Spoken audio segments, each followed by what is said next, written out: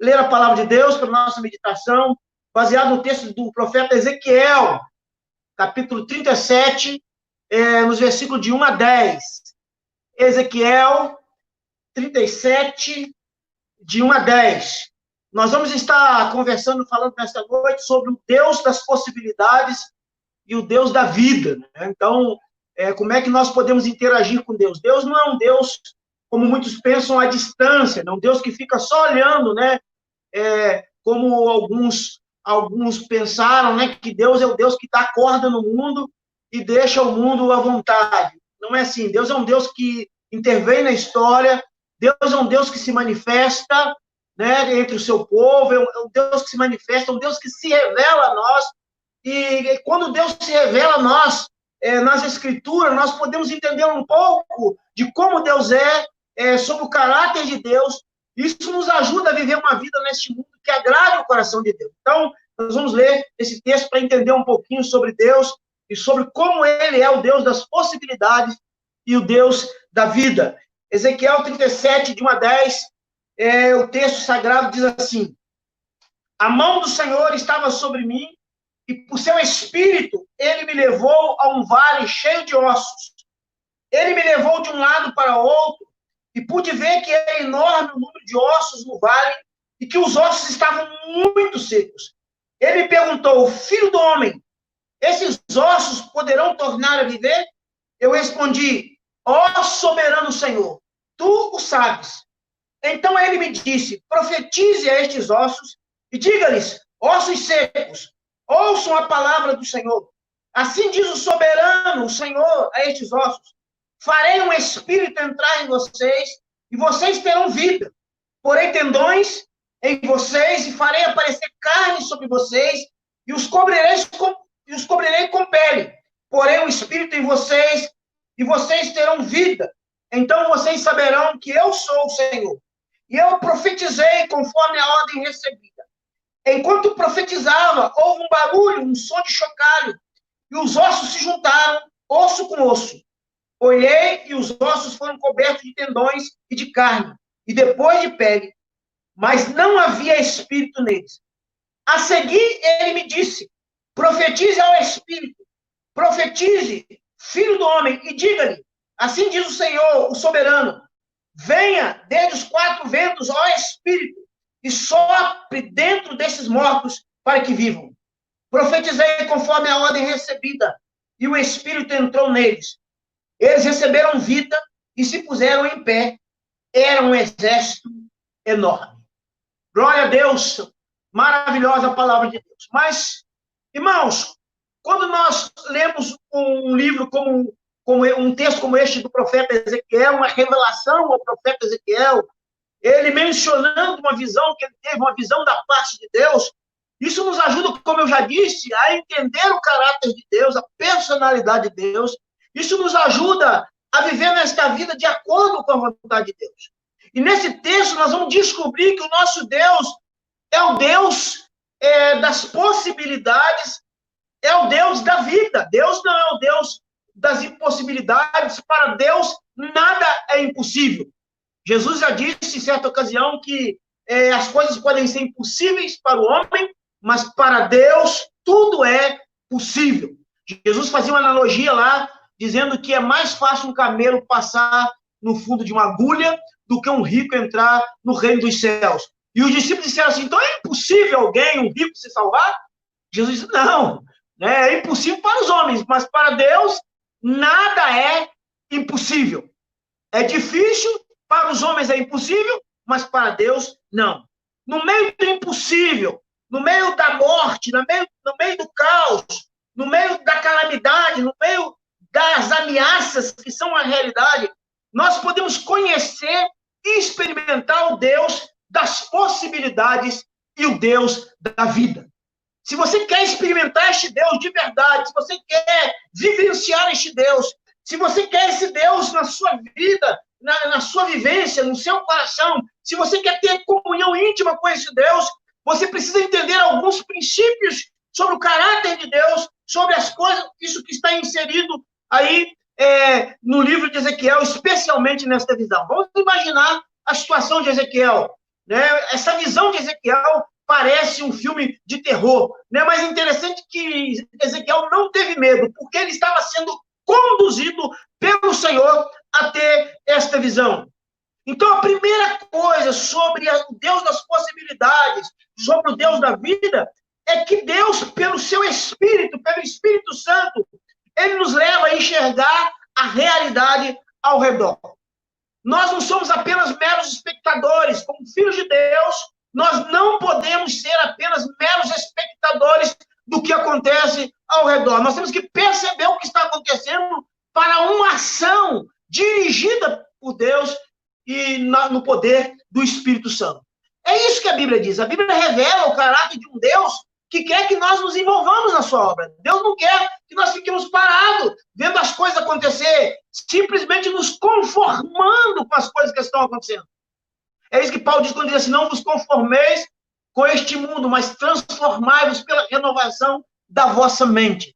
Nós não somos pessoas conformadas, nós não estamos conformados com a situação, nós não estamos conformados com as dificuldades, nós não estamos conformados quando somos encurralados pelas pressões da vida. Nós não nos conformamos. O caráter de Deus não permite aos seus filhos, não permite ao seu povo serem conformados. E Deus, pelo seu Espírito, nos leva a enxergar a realidade. E no versículo 1 e 2, a mão de Deus, Ezequiel diz, a mão de Deus estava sobre mim, e pelo seu Espírito, ele me levou a um vale de ossos secos. Quem nos conduz a fazer a obra de Deus é o Espírito de Deus. Quem dá poder é o Espírito de Deus. Quem nos leva a apreciar o que está em redor é o Espírito de Deus. E pude ver que era enorme o número de ossos no vale e que os ossos estavam muito secos. Meu amado irmão, minha amada irmã, o que Deus está te fazendo ver ao redor? O que o Espírito Santo está te mostrando? O que o Espírito Santo está te mostrando sobre a realidade em que nós estamos vivendo? O que Deus tem falado ao seu coração sobre a atitude que você deve ter em relação ao que está acontecendo? O que você tem visto? Você tem visto calamidade? Você tem visto tempestades? Você tem visto ameaças? Você tem visto morte? Você tem visto caos? É isso que você tem visto? É isso que o Espírito mostra para nós. O Espírito mostra a realidade do que está acontecendo. E aí nós não somos apenas meros espectadores. Nós não somos apenas pessoas apenas que dão opinião, né, sobre o que está acontecendo. Nós percebemos o que está acontecendo. Nós não ficamos apenas brigando politicamente, discutindo o fator político. Nós não apenas ficamos criticando A ou B. Nós não apenas ficamos vendo e reclamando que a coisa está ruim. Mas nós somos levados pelo Espírito de Deus a ver a realidade. Para que nós possamos, então, implementar as coisas de Deus de acordo com o seu caráter, de acordo com a sua vontade. Mas veja bem, nessa questão da visão de Ezequiel também, uma coisa importante é que Deus mantém um diálogo sobre a sua obra. Então, quando Ezequiel é levado a enxergar a realidade ao redor, ele não vai conversar com o rei de Israel, ele não vai conversar com o sacerdote, ele não vai conversar com o juiz, ele não vai conversar com qualquer outra autoridade. Ele vai falar com Deus sobre a obra de Deus. Eu falei hoje sobre a oração, e a oração é importante por isso. Se você tem alguma coisa para falar sobre o que está acontecendo, sobre o que Deus quer fazer, fale com Deus, em primeiro lugar e no primeiro momento. Então, Deus mantém um diálogo com ele. No versículo 3 e 4, Deus perguntou para Ezequiel. Deus é o Deus que conversa com a gente, que pergunta e responde. Deus faz pergunta retórica para nós. Como ele fez para Adão lá no Éden. Adão, onde estás? Onde está você? Será que Deus não sabia onde Adão estava? Deus sabia, mas ele perguntou, onde você está? Porque Deus é o Deus das perguntas retóricas, para nos fazer pensar. Deus não pergunta, não é porque ele não sabe, não. É porque ele quer nos fazer saber. E ele me perguntou, o filho do homem, estes ossos poderão viver? Você acha que Deus não sabia da resposta? Que ele poderia, sim, fazer aqueles ossos viver? Mas ele queria ter um diálogo com Ezequiel, a fim de que Ezequiel pudesse conhecê-lo e assim entrar na sua obra, entrar no seu serviço, conhecendo o caráter de Deus. Eu respondi, ó soberano Senhor, Ezequiel reconhece que Deus é soberano, que Deus é tremendo, que Deus está acima de todas as coisas, que Deus é todo-poderoso, que nada foge ao controle de Deus. Ele diz, ó soberano Senhor, só tu o sabes. Ou seja, ele diz, o Senhor sabe de todas as coisas. Ou seja, ele estava ali naquela resposta, ele estava entendendo algo do caráter de Deus, a onisciência de Deus, o poder de Deus, o Deus dos milagres e das maravilhas. Então ele me disse, então aí Deus diz para ele, profetiza a esses ossos e diga-lhes, ossos secos, ouçam a palavra do Senhor. Irmãos, quando nós mantemos um diálogo com Deus, ele mantém um diálogo conosco, e ele vai nos dizer o que fazer. E se tem uma coisa que nós precisamos fazer, é dizer aos mortos, é dizer aquelas pessoas que estão desamparadas, é aquelas pessoas que estão perdidas, é aquelas pessoas que estão desgarradas, ouçam a palavra do Senhor. Nesse diálogo com Deus, eu garanto que Deus sempre vai dizer para nós, para que nós possamos falar sobre a palavra dele, para que possamos direcionar as pessoas para a palavra do Senhor, para uma comunhão com Deus, para uma intimidade com Deus. Deus mexe com o nosso intelecto, nos fazendo perguntas cuja intenção é nos conduzir como instrumentos da sua obra, para que nós não sejamos apenas pessoas a ficar vendo da janela as coisas acontecendo. Nós somos chamados para fazer diferença, nós somos chamados para atuar. Eu costumo dizer que o jogo de futebol nos traz uma grande lição. Veja bem, um jogo de futebol, ele é 22 jogadores correndo atrás de uma bola e um juiz. É interessante como é que o brasileiro pode, como é que as pessoas podem amar isso, né?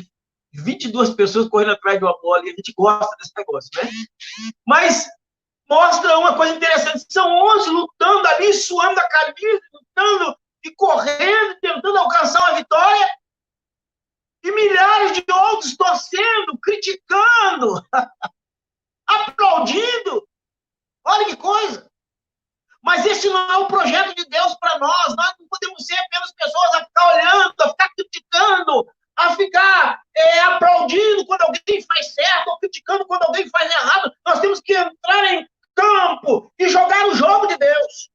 É isso que Deus quer para nós. Nossa resposta precisa ser no temor e na consciência. Quando nós conversamos com Deus, nossa resposta deve ser no temor e na consciência de sua soberania e de seu poder. Ele é soberano e ele é poderoso. É preciso ouvir a palavra que produz vida e abre possibilidade de felicidade e de bem-estar. O versículo 5 e 6, diz assim, olha, porém tendões em vocês e farei aparecer carne sobre vocês e os cobrirei com pele, porém um espírito em vocês e vocês terão vida. Então vocês saberão que eu sou o Senhor. Olha o que Deus faz com pessoas mortas. Na próxima semana, vamos passar aqui um vídeo da Cristolândia que fala do trabalho na carceragem, o trabalho da nossa convenção, dos missionários da carcerária que estão nos presídios. Os irmãos vão ver muitos homens e mulheres que simplesmente viviam sendo instrumento de morte, ameaçados de morte, e vivendo a cada dia a experiência da morte, libertos e salvos, redimidos, encontraram vida no Senhor Jesus. Porque o nosso Deus é o Deus que dá vida. Então, vocês vão encontrar vida, diz a palavra de Deus. Olha o que diz no verso 7. E eu profetizei conforme a ordem recebida. E aí, Ezequiel, no diálogo com Deus, ele obedeceu. Na conversa com Deus, só nos resta uma coisa. Só nos resta obedecer. Nós falamos sobre isso hoje pela manhã. No diálogo com Deus, nós temos que obedecer a Deus. E aí, em terceiro lugar, o Deus das possibilidades, o Deus da vida é o Deus que realiza milagres extraordinários. Milagres extraordinários. Nós já falamos sobre isso. Olha só, eu ouvi alguém essa semana dizer que o nosso Deus é o mesmo, mas o propósito de Deus não é realizar milagres, e a teologia desse pregador está certíssima nesse ponto, de que o nosso Deus não é um Deus para realizar milagres. Deus tem outros objetivos. O objetivo de Deus é salvar o homem. O objetivo principal de Deus é salvar o homem em Cristo Jesus. Mas acontece que os milagres de Deus acompanham os que creem, é o que diz a Bíblia. Então, à medida que as pessoas vão crendo em Jesus, à medida que as pessoas vão se entregando a Deus, os milagres vão acompanhando e Deus vai fazendo coisas extraordinárias. Logicamente que os milagres, eles têm limite, eles têm fim, porque vai chegar um dia em que não haverá mais milagre, não vai ter que haver mais milagre, porque a nossa vida já vai ser um verdadeiro milagre na eternidade, um milagre completo. Mas Deus realiza um milagre extraordinário. Verso 9 e 10 diz assim: a seguir, ele me disse, profetize ao Espírito, profetize, filho do homem, e diga-lhe, assim diz o soberano Senhor, venha desde os quatro ventos, ó Espírito, e sopre dentro destes mortos, para que vivam, profetize, conforme a ordem recebida, e o Espírito entrou neles. Profetizei conforme a ordem recebida, e o Espírito entrou neles. Eles receberam a vida e se puseram de pé. Era um exército enorme. Meus irmãos, o que antes era um monte de ossos secos, o que antes era uma cena tenebrosa, uma cena do caos, uma cena desesperadora, agora se transformava em vida, num exército enorme, um exército poderoso. Então nós temos que entender isso, que Deus é Deus que realiza o milagre. Interessante que Deus disse a Ezequiel, profetize. E o texto vai ver que Ezequiel ele disse, profetizei conforme a ordem recebida. Ou seja, ele falou conforme o que recebeu do próprio Deus. E é nessa autoridade que nós temos que caminhar. Alguém vai dizer assim, mas Ezequiel era profeta. Irmãos, Ezequiel era um cidadão comum chamado por Deus, era um cidadão como eu e como você. Os heróis bíblicos, eles eram pessoas sujeitas às mesmas dificuldades que nós. Mas o que faz diferença não é o profeta, o que faz diferença não é o mensageiro, o que faz diferença não é o instrumento, o que faz diferença é o Deus Todo-Poderoso que cumpre as suas promessas e faz milagres e maravilhas. Trazer vida novamente. Este é um milagre de Deus que Deus tem feito através dos tempos, através dos anos. Trazer vida novamente, reconstrução do caos, vida nova com o eterno, vida útil e vida cheia do Espírito. Este é um compromisso de Deus com as nossas vidas. Então, quando nós seguimos por este caminho, quando nós entramos pelo caminho de crer neste Deus poderoso, quando nós entramos pelo caminho de conhecer o caráter de Deus e nos entregar a Ele, conhecendo o seu caráter, quando nós abraçamos a obra do Senhor, fazendo de acordo com a sua orientação, quando nós profetizamos de acordo com o que Ele manda, obedecendo o que Ele diz, os milagres certamente acontecerão. Vai acontecer um milagre na sua vida, vai acontecer um milagre na minha vida, vai acontecer um milagre na nossa vida, pelo poder que há no nome de Jesus. Nós veremos coisas extraordinárias acontecendo. Então, eu quero, neste momento, nessa minha reflexão, eu quero convidar você a conhecer mais de perto, a conhecer mais intimamente o Deus das possibilidades e o Deus da vida. Como é que você conhece a Deus mais intimamente? É se dispondo a servi-lo de todo o seu coração. Faça algo para Deus, se coloque na frente de batalha. Irmãos, esse tempo de pandemia é muito importante, porque é um tempo propício para fazer isso. Muita gente desesperada, muita gente sem esperança, muita gente pedindo para morrer, muita gente se suicidando, muita gente matando, muita gente se ofendendo, muita gente sendo ofendida, muita gente passando por dificuldades, muita gente se entregando, muita gente que não vê solução, não vê luz no fim do túnel. Você pode ser um instrumento de Deus para que o milagre de Deus seja uma realidade na vida daquela pessoa, porque o Deus a quem nós servimos, o Deus a quem nós chamamos de Pai, é o Deus das possibilidades, é o Deus da vida. Eu quero concluir dizendo que o Deus da vida e das possibilidades, ele está presente aqui hoje. Se tem alguém que está sem esperança, se tem alguém que está caído, se tem alguém que está na sarjeta do mundo, em total subvida, ou seja, uma vida que não vale a pena, ele levanta e traz vida novamente. Se você tem vida vigorosa, ele te toma e trava um diálogo com você sobre a realidade do caos. E ele te usa para ser instrumento para trazer a vida a esta terra, para trazer vida a esta terra. Há pouco nós tivemos várias ameaças, então todo mundo apavorado, pensando, os gafanhotos, vem os gafanhotos, vem aí a seca, a falta de água, vem aí as tempestades, os furacões. Nós podemos passar por tudo isso, meu irmão, minha irmã, mas nós passaremos por tudo isso sabendo que o nosso Deus é o Deus que está no controle de todas as coisas. Deus não perdeu o controle da situação. Deus não perdeu o controle do mundo. Deus não perdeu o controle da sua família, da minha família. Deus não perdeu o controle da sua vida. Deus não perdeu o controle da minha vida. Nosso Deus é o Deus das possibilidades. O nosso Deus é o Deus da vida. Glória a Ele, toda a honra, toda a glória, todo louvor seja dado a este Deus maravilhoso, a este Deus extraordinário. Vamos orar agora, em nome de Jesus. Antes de a gente orar, possivelmente você vai estudar, quem estiver na célula na próxima quarta-feira, vai estudar um pouco mais sobre este texto. Então, se você puder, participe da célula na próxima quarta-feira, porque você vai se aprofundar um pouco mais, né, nessa palavra, você vai poder ser um pouco mais edificado, e Deus possa estar nos abençoando. Vamos orar juntos em nome do Senhor Jesus. Pai, nós cremos naquilo que pregamos, que o Senhor é o Deus das possibilidades, que o Senhor é o Deus da vida.